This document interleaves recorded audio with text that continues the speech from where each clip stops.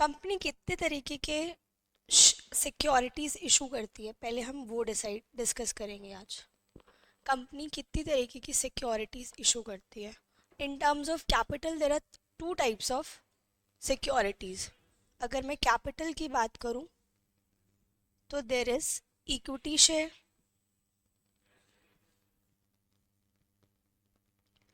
And second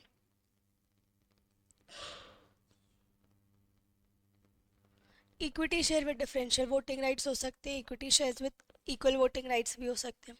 preference shares हमने 4-5 तरीके के पढ़े हैं, वो हो सकते हैं, राइट। इन टर्म्स ऑफ डेब्ट इंस्ट्रूमेंट, डिबेंचर्स,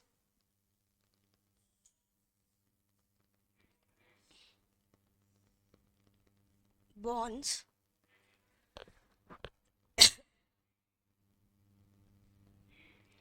हाँ that is for real estate and that, but मैं एक नॉर्मल कंपनी की बात कर रही हूँ तो बॉन्ड्स और डिबेंचर्स वॉरेंट डेब्ट इंस्ट्रूमेंट में आता है।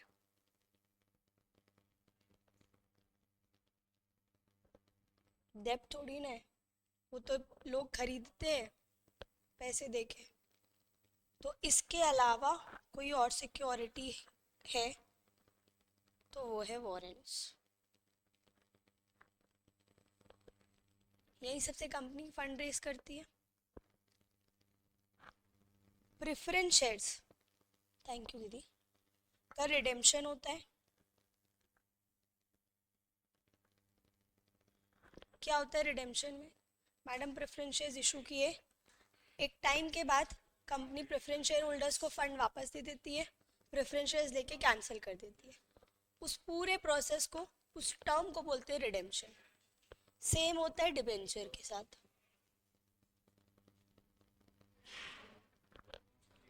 बॉन्ड्स का रीपेमेंट होता है। वारंट तो कन्वर्ट ही हो जाते हैं।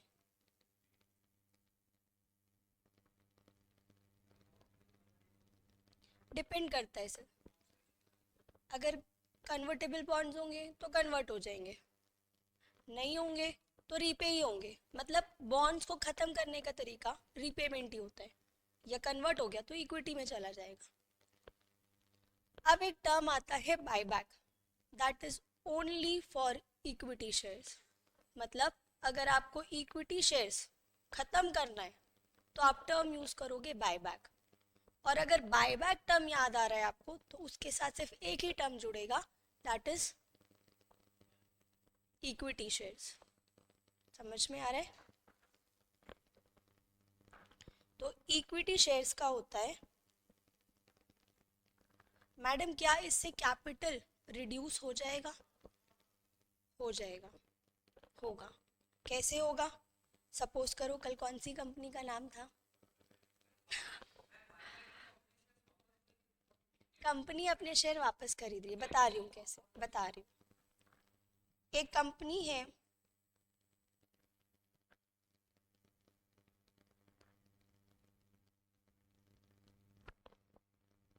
पर्पल बेरी लिमिटेड, कल नया का नाम मिला हमको, ठीक।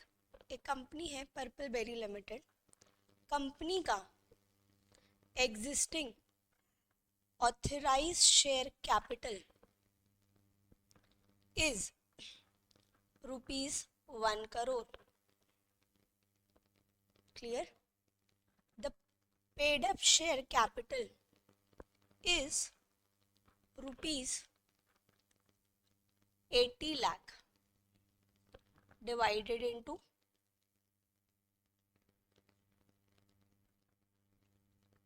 10 rupees each. It means 8 lakh shares. But this 80 lakh consists of rupees 60 lakh equity share capital and rupees 20 lakh preference share capital. ये दोनों को मिला के मैडम कंपनी का paid up share capital 80 lakh rupees हुआ है। Now company wants to take back its 10% of its holding. कर सकती है कंपनी एज पर लो 25% तक कर सकती है, बट यहाँ कंपनी डिसाइड कर रही है कि मार्केट में से 10% होल्डिंग इक्विटी शेयर्स वालों की मैं वापस ले लूँ. इट मीन्स 60 लाख का 10%.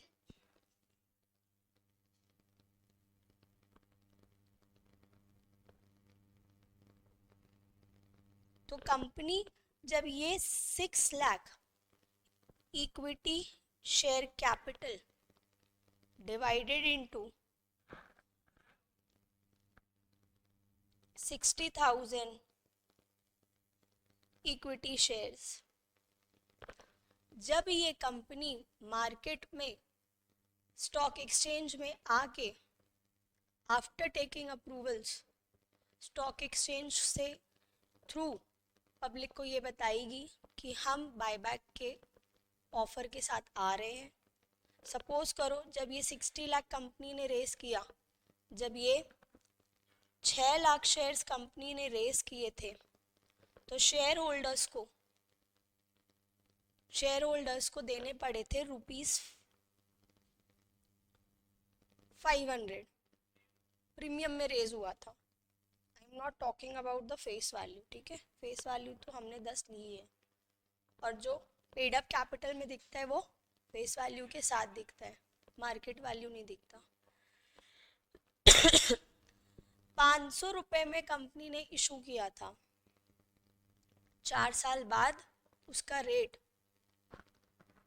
₹2000 हो गया है. इस कंपनी के एक इक्विटी शेयर का रेट ₹2000 हो गया है. Clear? Now company comes with the buyback proposal. Company wants to take some percentage of holding from the market. और ये प्रपोजल पब्लिक कब यूज करेगी या कब एक्सेप्ट करेगी? ऑब्वियसली जब मार्केट प्राइस से ज़्यादा को ऑफर मिल रहा हो.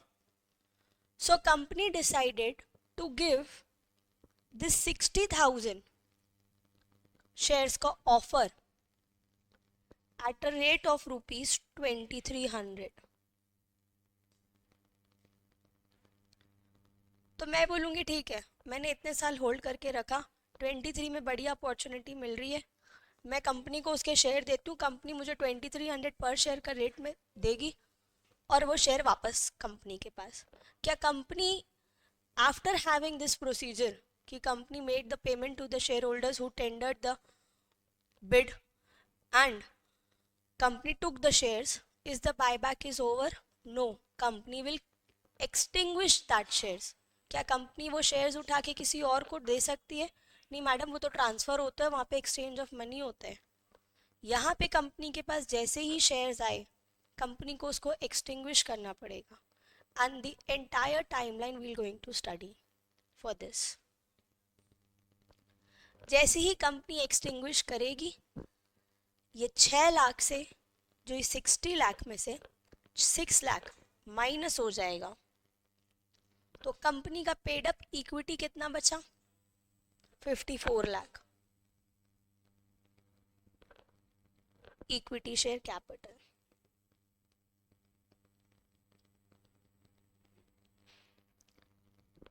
हो गया रिड्यूस कैपिटल. बायबैक से पहले 60 लाख था, कंपनी ने बायबैक का ऑफर दिया पब्लिक को.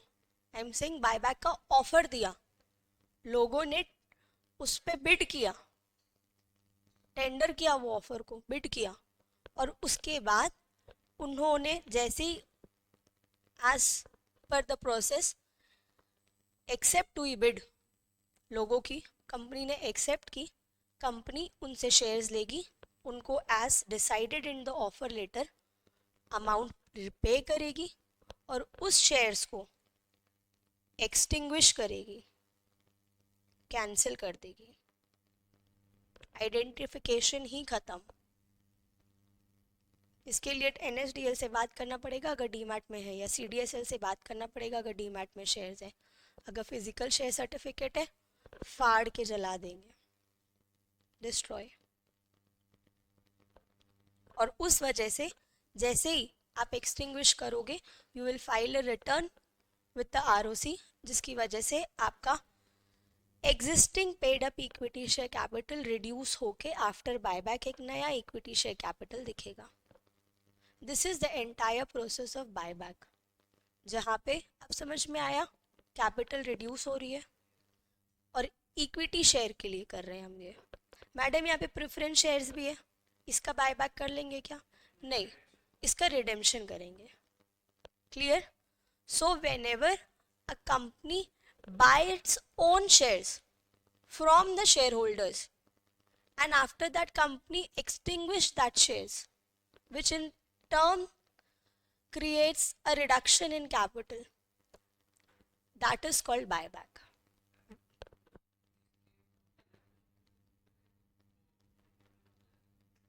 कौन सा?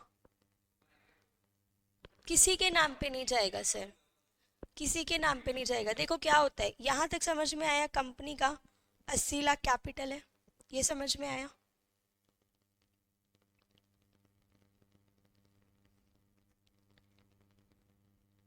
अब क्या हो रहा है, जब कंपनी डिसाइड कर चुकी ना कि कंपनी को 6 लाख बायबैक करना है, तो कंपनी एक पूरा प्रोसेस होता है। कंपनी एक बैंक अकाउंट खुलाती है, कंपनी एक एस्क्रो डीमैट अकाउंट खुलाती है। जब लोग अपने शेयर्स कंपनी को देंगे ना, तो वो उस एस्क्रो अकाउंट में डिपॉजिट कराते हैं और कंपनी उसी एस्क्रो अकाउंट से, डीमैट अकाउंट से, उस शेयर्स को वहीं कॉर्पोरेट एक्शन के थ्रू उसको डिस्ट्रॉय करती है, किसी के फेवर में नहीं जाता। पब्लिक से जब कंपनी शेयर लेती है तो कंपनी के नाम का एक डीमैट एस्क्रो अकाउंट खुलता है और एक डीमैट बैंक अकाउंट खुलता है। कंपनी की ड्यूटी होती है कि ऑफर ओपन होने से पहले उस डीमैट बैंक अकाउंट में फंड ट्रांसफ़र करे, ताकि जो लोग बिड करें और जिनका बिड एक्सेप्ट हो, बिड मतलब जो लोग बोल रहे हैं कि हाँ भाई मैं अपने शेयर्स बायबैक के लिए दे रहा हूँ, ठीक है, लाइक मेरे पास एक होल्डिंग है इस कंपनी की, मेरे तो असेट है, अभी मैंने खरीद के रखा था, मैं दे रही हूँ कंपनी को वापस कि भाई आप लो इन रिटर्न मुझे पैसे दो, वो 2300। तो उसके लिए कंपनी की ड्यूटी है कि डीमैट एस्क्रो अकाउंट में वो फंड रखे एज अ सिक्योरिटी, कि जब ऑफर बंद होगा, जिन लोग का डिसाइड हो जाएगा कि जिन लोगों का बिड मैंने एक्सेप्ट किया है एज अ कंपनी, उनको मैं पे करूं, और वो लोग जब बिड करेंगे तो वो लोग कंपनी के डीमैट एस्क्रो अकाउंट में अपने शेयर्स ट्रांसफर करते हैं। Clear? This is the process. इसकी टाइमलाइन है वो पढ़ेंगे आगे, बहुत तरीकों से होता है वो भी पढ़ेंगे आगे। बेनिफिट ये होता है कि प्रमोटर शेयर होल्डिंग बढ़ जाएगी, प्रमोटर कंट्रोल चाहिए वो बढ़ जाएगा, शेयर होल्डर्स को अच्छे प्राइस पे एग्जिट रूट मिलता है, शेयर होल्डर को एक नए तरीके की एग्जिट अपॉर्चुनिटी। मेरे पास आज शेयर है, मेरे को एग्जिट चाहिए, मेरे को 2000 में एग्जिट मिलेगा क्योंकि प्राइस 2000 चल रहा है, बट कंपनी ऑफर दे रही है 2300 का, तो that is a more better opportunity for me to get an exit. Dividend ना बांटते हुए ये दे दे, पूरा कैपिटल स्ट्रक्चर चेंज हो जाता है कंपनी का। Clear? So whenever a company purchases its own equity shares from its shareholder, in return extinguish it, makes the payment to the shareholders, extinguish the equity shares, which in results considers the reduction in share capital, which in results in reduction in share capital, that is buyback of equity shares. Clear? अब आओ book में, यही लिखा है, buyback implies purchasing of its own shares. It enables the company to go back to the holders. आप ही लोग को share issue किया था मैंने, अब आप ही लोग के पास फिर से आ गई हूँ कि वापस दे दो, मैं खरीदना चाहती हूँ, ऐसे ही नहीं, मैं परचेज कर रही हूँ आप लोग से। To make an offer to purchase from them, simple.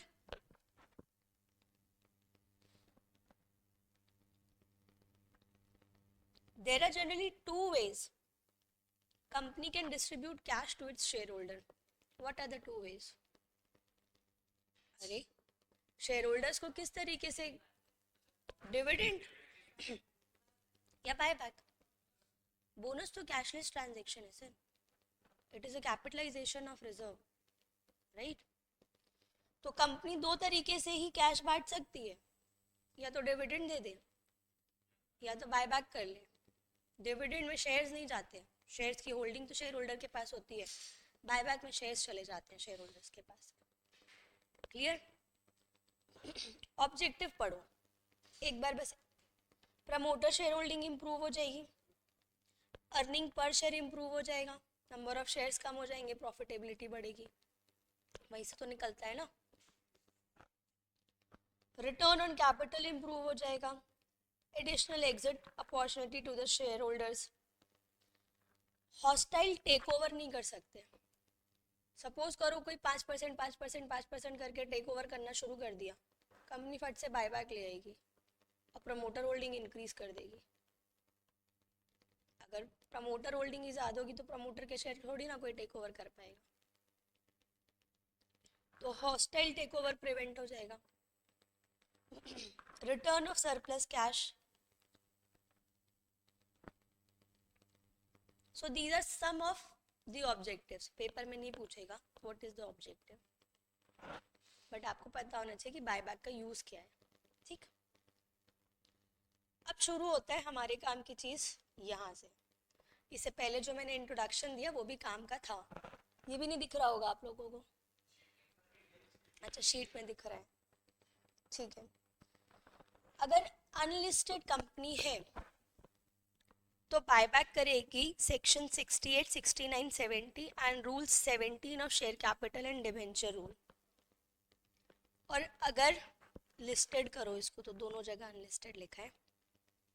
In case of listed company, companies act का section 68, 69, 70, rule 17 of company share capital and debenture rule and also SEBI buyback of security regulation 2018। तो क्या madam हमको सिर्फ ये पढ़ना है? नहीं, सेबी में लिखा हुआ है कि कंपनीज एक्ट भी साइमल्टेनियसली कंप्लाई होगा, तो हम पहले पढ़ेंगे थोड़ा सा कंपनीज एक्ट में क्या लिखा है। क्लियर? कौन सा रेगुलेशन पढ़ने वाले हम कंपनीज एक्ट के साथ?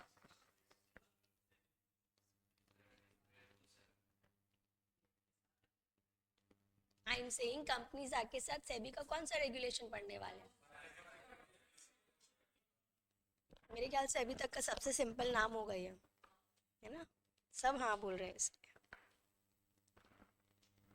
कौन से शेयर्स का बायबैक नहीं होगा? ऑब्वियसली जो लॉक इन होंगे, हमने पढ़ा है ना मिनिमम लॉक इन पीरियड, तो जो मिनिमम लॉक इन पीरियड के अंदर है उनका बायबैक कैसे कर सकते हो आप? वो लोग बिड ही नहीं कर पाएंगे, ठीक। पार्टली पेड अप शेयर्स है तो बायबैक नहीं होगा, ये तो कंपनीज एक्ट भी बोलता है कि पार्टली पेड अप शेयर्स का बायबैक नहीं करने देंगे, और सेबी भी बोलता है, ठीक। Non transferable shares, any example you can give for this? जो शेयर्स फ्रीली ट्रांसफरेबल नहीं है, प्लेज ब्लॉक हो जाते हैं, लीन, राइट, तो वो अगर शेयर्स अगर प्लेज्ड है तो वो ब्लॉक हो जाएंगे। It is not freely transferable, restricted to transfer है। SR equity shares. So there are three securities which cannot be bought back. Lock-in, number 2, number 3, example, पता है pledge shares, ठीक है, very good। चलो, what Companies Act says?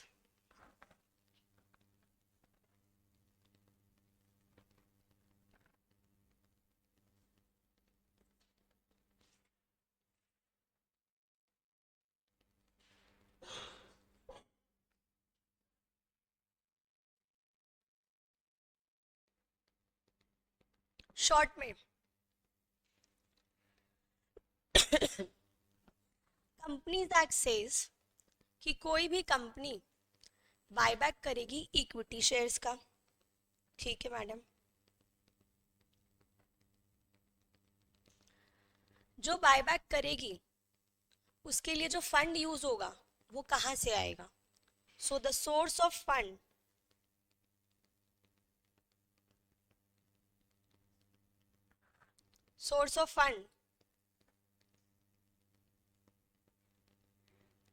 security premium,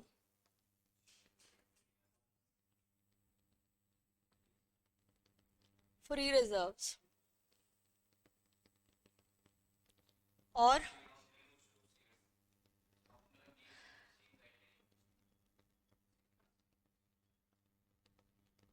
फिर से बोलो।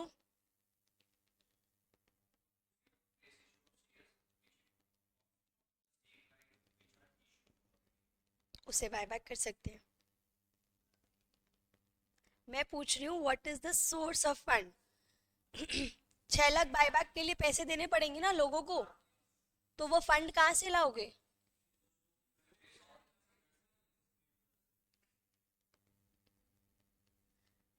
वो कहाँ से लाओगे फंड, पहले तो दो बता दो।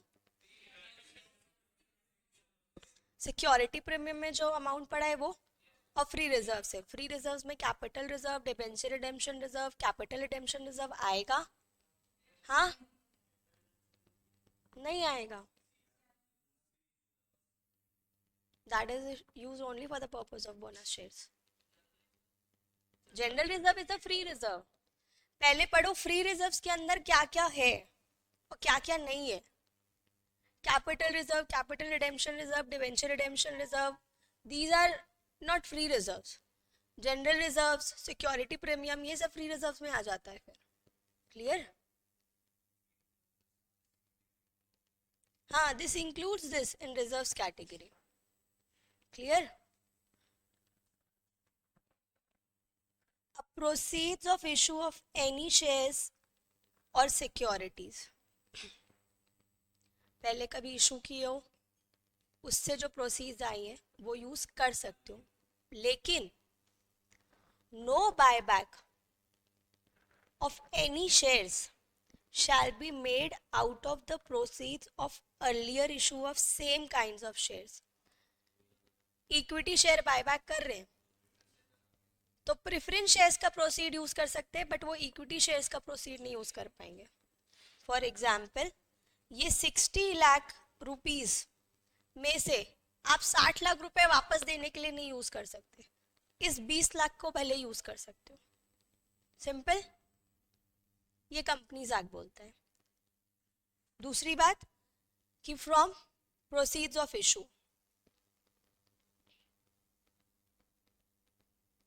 सिंपल, यहां से तो अमाउंट आएगा, बट वो अमाउंट कैलकुलेट कैसे करेंगे madam?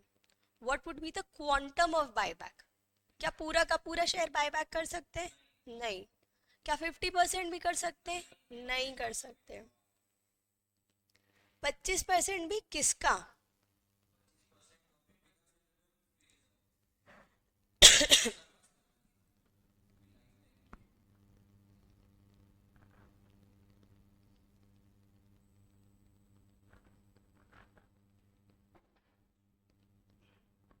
Very important, quantum of buyback.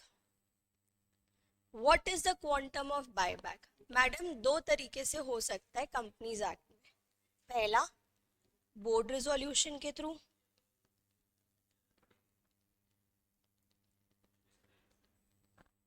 या फिर, ध्यान रखना अभी कंपनीज एक्ट का सेक्शन 68 पढ़ रहे हैं, ठीक है? या तो बोर्ड रिजोल्यूशन के थ्रू या तो स्पेशल रिजोल्यूशन के थ्रू। मैडम, बोर्ड रिजोल्यूशन के थ्रू कितना कर पाएंगे, कितना बायबैक कर पाएंगे, मतलब बायबैक के लिए कितना प्रोसीड हमको जो चाहिए ना अमाउंट, वो कितना होगा? Amount to be utilise for the purpose of buyback, ये पढ़ रहे हैं हम, not number of shares. We are studying amount to be utilized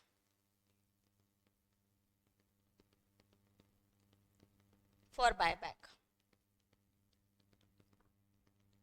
कितना? बोर्ड रिजोल्यूशन के थ्रू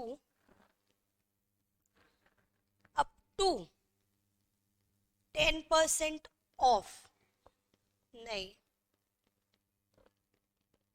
अप 10% ऑफ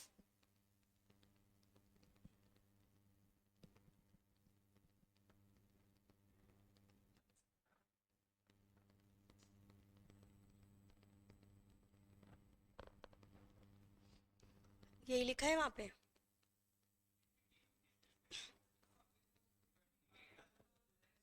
सर पूरा वर्किंग चेंज हो जाएगा अगर ये बायबैक इक्विटी शेयर्स, हमारी कंपनी में इक्विटी और प्रेफरेंस दोनों है।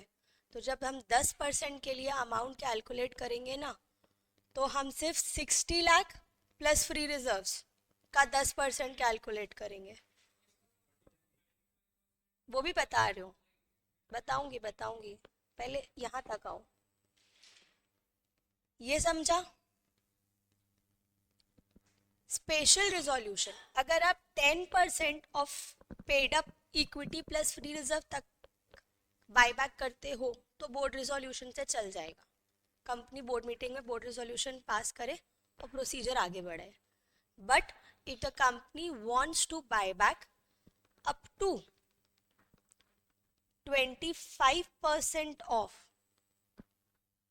paid up capital and free reserves. This paid up capital includes preference share capital also. मतलब यहाँ के कैलकुलेशन में मैडम वो पूरा 60 + 20 आ गया प्लस फ्री रिजर्व्स, उसका 25% निकालोगे। और यहाँ के कैलकुलेशन में 60 + फ्री रिजर्व्स का 10%, that is the maximum amount which you can utilise for the purpose of buyback. वो आएगा आपका मैक्सिमम अमाउंट। उस मैक्सिमम अमाउंट को आप डिवाइड करोगे किस प्राइस पे आप बायबैक करने वाले हो। जो हमारे केस में 2300 था, तो maximum amount divided by the price which the company has to pay for the purpose of buyback, क्या आएगा उससे? नंबर ऑफ शेयर्स आ जाएगा। ऐसे होता है बायबैक का calculation. Clear? Clear? Did you understand the quantum? Clear है ये? So this is the two major important things in Companies Act. वो एग्रीगेट है फाइनेंशियल ईयर में, वो भी प्रोविजो है, वो पढ़ाऊंगी। But basically these are the two important. What is the source of fund? ये जो अमाउंट आप लाओगे, ये कहाँ से लाओगे? मैडम यहाँ से लाएंगे। कितना अमाउंट आप एक साल में बायबैक कर सकते हो? तो मैडम अगर बोर्ड रिजोल्यूशन के थ्रू कर रहे हैं तो इतना कर सकते हैं, अगर स्पेशल रिजोल्यूशन के थ्रू कर रहे हैं तो इतना कर सकते हैं। ये कंपनीज एक्ट का सेक्शन 68 बोलता है। क्लियर? अब आओ बुक में, अब जल्दी से इसको खत्म करते हैं। कंपनीज एक्ट सबसे पहले तो आर्टिकल ऑथराइज करना चाहिए, स्पेशल रिजोल्यूशन पास करना पड़ेगा, ठीक है। लेकिन अगर 10% या उससे कम कर रहे हैं, मतलब मैं इसको अप टू 10% मान लूं of paid up equity, please highlight paid up equity and free reserves, तो आप बोर्ड रिजोल्यूशन, वो भी बोर्ड मीटिंग, सर्कुलर रिजोल्यूशन से काम नहीं चलेगा, बोर्ड मीटिंग में बोर्ड रिजोल्यूशन का पास करना पड़ेगा। और अगर 10% से ऊपर करते हो, अप टू 25% तक करते हो, तो स्पेशल रिजोल्यूशन। और 10% के ऊपर पूरा पेड अप कैपिटल कंसिडर करना पड़ेगा। Up to 10% paid up equity plus free reserves, more than 10% up to 25% SR, और कैलकुलेशन के लिए paid up capital plus free reserves. इस पूरे चैप्टर में हर लाइन में आपको एक टाइम लिमिट मिलेगा और हर लाइन में आपको ये ऐसे शब्द मिलेंगे, तो उसको अपने दिमाग में बैठा के चलना। सेबी में 3 तरीके के प्रोसीजर पढ़ेंगे हम कि बायबैक कैसे हो सकता है। उसमें हर प्रोसेस में हर जगह टाइम लाइन है, 2 working days, 4 working days, 2 trading days, 5 trading days, even trading and working days भी। तो एकदम चाय पी के बैठना, अब पानी पी लो पहले।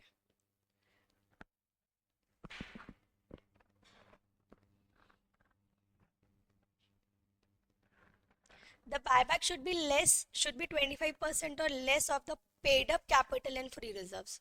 Clear?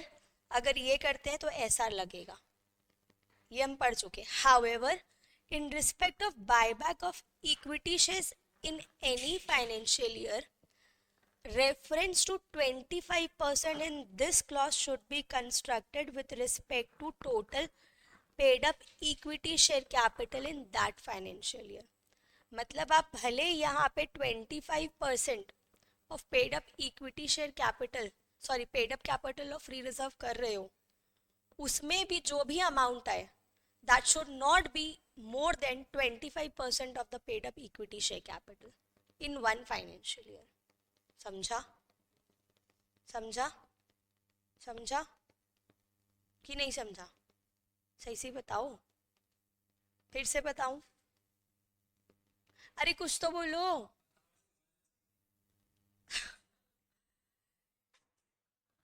हमने पढ़ा 10% of paid up equity share and free reserves. हमने पढ़ा 25% up to 25% of paid up capital plus free reserve. But अगर आप साल में बायबैक करते हो तो एक साल में 25% ऑफ इक्विटी शेयर कैपिटल के ऊपर आप नहीं जा सकते. भले मेरा 25% ये paid up equity share capital plus free reserves suppose करो 50 लाख आ रहा है, और एक साल में एक साल छोड़ दो 25% 50 लाख आ रहा है, और मेरे इक्विटी शेयर कैपिटल का 25% 40 लाख आ रहा है. What is the maximum amount जो मैं एक साल में बाय बैक कर सकती हूँ? मैडम 40 लाख. भले 25% दे रहा हूँ because this is a proviso to this section. Clear? We studied what is the source, what is the quantum, right? Third important point,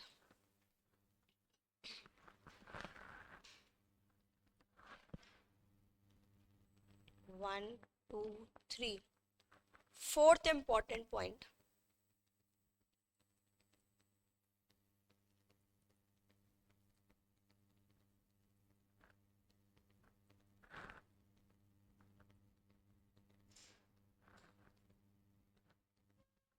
what is debt equity ratio? Company का डेप्ट company के capital के कितना percentage है, that is dept equity ratio. Company का डेप्ट company के capital से कितना गुना है, that is. So what companies act says कि जो मेरा पोस्ट बायबैक होने के बाद मेरा डेप्ट कैपिटल रेशियो डेप्ट रेशियो कितना होना चाहिए, दैट इज 2:1. मतलब 2:1 से ज़्यादा नहीं हो सकता, कम हो सकता है, not more than. It means buyback होने के बाद कैपिटल कम हो जाएगा, डेप्ट तो उतना ही का उतना ही है. कैपिटल कम हो गया, डेप्ट उतना का उतना ही. ध्यान से समझना ये पॉइंट. बायबैक ये कैपिटल है, ये डेप्ट है. बायबैक होने के बाद कैपिटल कम हो गया, ऑब्वियसली इसका वेट बढ़ जाएगा, इसका परसेंटेज बढ़ जाएगा. तो व्हाट कंपनीज एक्ट सेज कि बायबैक होने के बाद मेरा डेप्ट कैपिटल से 2 गुना ज़्यादा से ज़्यादा नहीं हो सकता, not more than 2:1. For example अगर मेरा कैपिटल 1 है तो मेरा डेप्ट 2 हो सकता है, 2.1 भी नहीं हो सकता. अगर 2.1 हुआ तो मैं बायबैक पहले से ही नहीं करूँगी. मैडम पता कैसे चलेगा? बायबैक करने से पहले हम पहले से ही प्री कैलकुलेशन करके रखते हैं. उसी से हमको पता चलता है कि हमको बोर्ड के थ्रू रिजोल्यूशन में 10% के लिए जाना है या 25% में जाना है. और जब हमको क्वांटम पता चल जाता है, जब हमको नंबर ऑफ शेयर्स पता चल जाता है, जब हमको प्राइस पता चल जाता है, तो हम पोस्ट बायबैक डेप्ट इक्विटी रेशियो भी कैलकुलेट करते हैं. और वो डेप्ट इक्विटी रेशियो अगर 2:1 है, मतलब मेरा डेप्ट मेरे कैपिटल के सिर्फ 2 गुना है, 2 गुना से ज़्यादा नहीं है, तो मैं बायबैक कर पाऊंगी. अगर मेरा डेप्ट मेरे कैपिटल के 2 गुने से ज़्यादा हो गया तो मैं बायबैक नहीं कर पाऊंगी. वो कौन सा कैपिटल? बायबैक होने के बाद का capital, post buyback capital. Clear? This is the third very important condition. ये मैं इसलिए पढ़ा रही हूँ क्योंकि ये सेबी में भी काम आएगा. ठीक है. What is the first point we studied? What is the second point we studied? Third, what should be the debt equity ratio?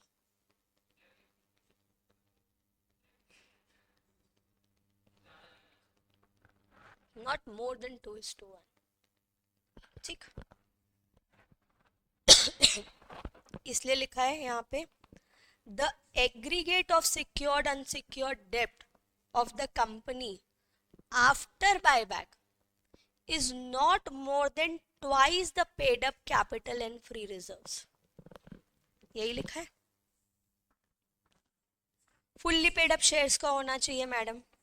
ठीक है. अगर बायबैक आप लिस्टेड सिक्योरिटीज का कर रहे हो तो सेबी के रेगुलेशंस को भी फुलफिल करना पड़ेगा. No offer of buyback shall be made within a period of 1 year from the date of closure of preceding offer of buyback. Cooling period of 1 year. Cooling period मतलब आप आज बायबैक लाए उसके 1 साल बाद बायबैक ला पाओगे. ठीक है. नोटिस अगर अगर स्पेशल रिजोल्यूशन पास कर रहे हैं, तो ईजीएम करना पड़ेगा. ईजीएम के लिए नोटिस भेजना पड़ेगा. वो ईजीएम में स्पेशल बिजनेस हो रहा है कि ऑर्डिनरी बिजनेस हो रहा है? कॉन्फिडेंटली बोल लो भाई.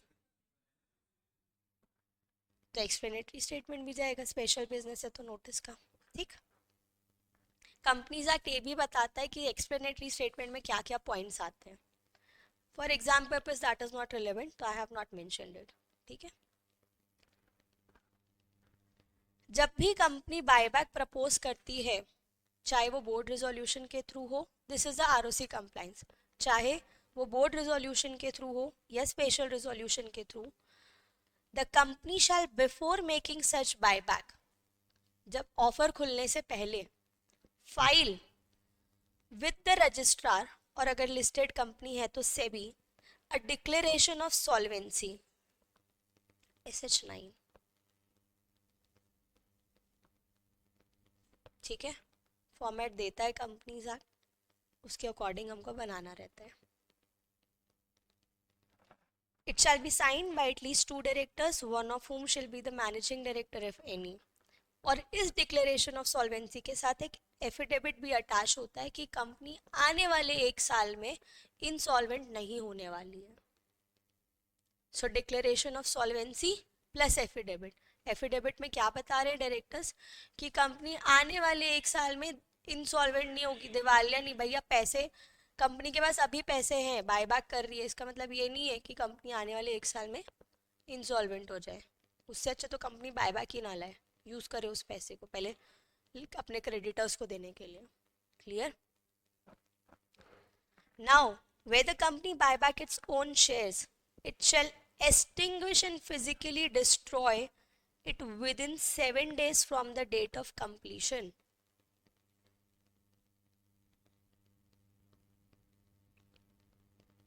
Point number 10. Clear? The company completes a buyback. It shall not make a further issue of same kind of shares. Very important. 1 साल तक तो वो बायबैक कर ही नहीं पाएगी. पहला रेस्ट्रिक्शन, जिस दिन ऑफर पीरियड क्लोज हुआ उससे 1 साल तक बायबैक नहीं ला पाओगे दोबारा, और इशू भी नहीं ला सकते for 6 months except bonus issue, या अगर लाइक ईसॉप या वारंट का जो, दैट इज अ ड्यूटी ना, ड्यूटी है ना वो तो हमारी, वो तो ऑब्लिगेशन है. तो अगर ऑब्लिगेटरी रिक्वायरमेंट है या बोनस इशू है, क्योंकि बोनस इशू में तो कैश यूज हो ही नहीं रहा मैम, हम तो अपने रिजर्व्स को कैपिटलाइज कर रहे हैं. ऑब्लिगेशन तो ऑब्लिगेटरी है, उसके अलावा कोई भी इशू नहीं ला पाएगी. क्लियर. कितने दिन तक, मतलब अगर आप वो बायबैक कर रहे हो तो आपको सोच समझ के करना है कि आने वाले 1 साल तक मैं बायबैक भी नहीं कर पाऊंगा, और दूसरा अगर मुझे इशू करना है तो मैं इशू भी नहीं कर पाऊंगा। क्लियर? 6 months तक। Every buyback shall be completed within a period of 1 year from the date of passing of resolution। जो भी resolution है उसकी validity 1 year की होती है। Clear? What we studied in Companies Act? Mainly जो 5-6 पॉइंट पढ़े वही लिखते हैं। सबसे पहले पढ़ा source, free reserves, security premium, issue of proceeds of other securities, earlier issue of proceeds of securities issued earlier not of same kind। ये 3 से मैं फंड यूज कर सकती हूँ शेयर होल्डर्स को देने के लिए। कितना बायबैक कर सकती हूँ? अगर बोर्ड के थ्रू जा रही हूँ तो सर बोलो ना। और अगर शेयर होल्डर के थ्रू जा रही हूँ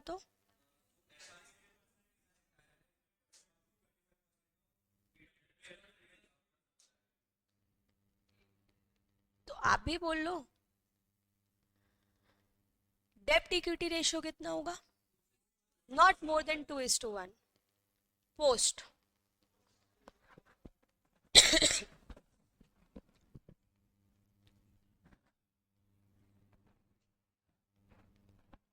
फुल्ली पेड अप होने चाहिए। Validity of 1 year।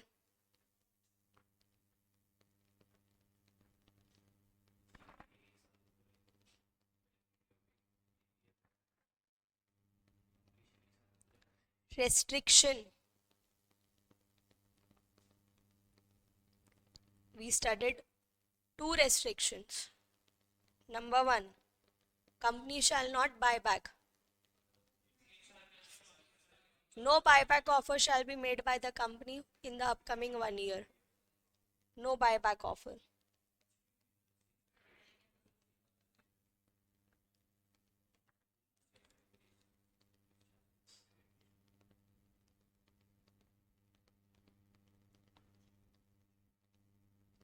from the date of closure of offer।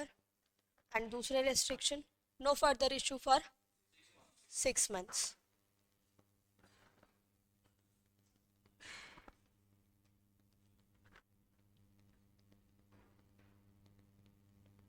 except bonus shares और obligations। सिंपल। आगे बढ़ते हैं। ये आपने पढ़ा सेक्शन 68। सेक्शन 69 बोलता है कि भाई व्हाट आर द रेस्ट्रिक्शंस।